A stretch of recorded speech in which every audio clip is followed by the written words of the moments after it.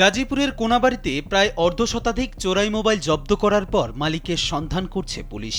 জব্দকৃত মোবাইলের মালিকরা যদি উপযুক্ত প্রমাণসহ কোনাবাড়ী থানায় যোগাযোগ করেন তাহলে তাদের মোবাইল ফেরত দেওয়া হবে। পুলিশ জানিয়েছে, দীর্ঘদিন ধরে কোনাবাড়ীর পূর্বপাড়া এলাকায় মোবাইল, ল্যাপটপ সহ বিভিন্ন চোরাই পণ্য বিক্রি করছিল একটি চক্র। গোপন সংবাদের ভিত্তিতে সেখানে অভিযান চালিয়ে ৪৪টি চোরাই মোবাইল জব্দ করা হয়। কোনাবাড়ী জোনের সহকারী পুলিশ কমিশনার জানিয়েছেন, তারা এখন এসব মোবাইলের মালিকের সন্ধান করছেন। প্রকৃত মালিকরা প্রমাণ দেখিয়ে তাদের মোবাইল ফিরিয়ে নিতে পারবেন বলেও জানান তিনি। 5+ স্টার রেটিং প্রাপ্ত দেশের সর্বোচ্চ বিদ্যুৎ সাশ্রয়ী ওয়ালটন এসি স্মার্ট কমফোর্ট এখন নেক্সট লেভেলে। কোনাবাড়ী পূর্ব থানার চেয়ারম্যান বাড়ি এর ভাড়াটিয়া বাসায় অভিযান পরিচালনা করে।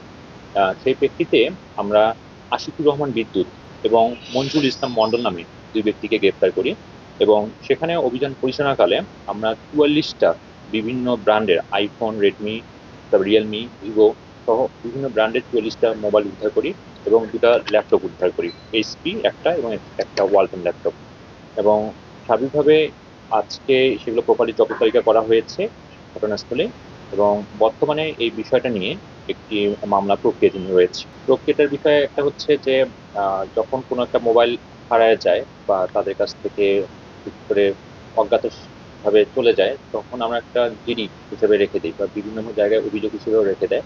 তো সে প্রেক্ষিতে কোনো ব্যক্তি যদি তাদের এই অভিযোগগুলোর বিষয়ে সংশ্লিষ্ট থানায় যে যোগাযোগ করে, আমরা সেই বিষয়গুলো নিয়ে কাজ করব। আরেকটা ওয়ে আছে যে আইমিআইগুলো আছে, এগুলোর ডিটেলস আমরা কালেক্ট করব।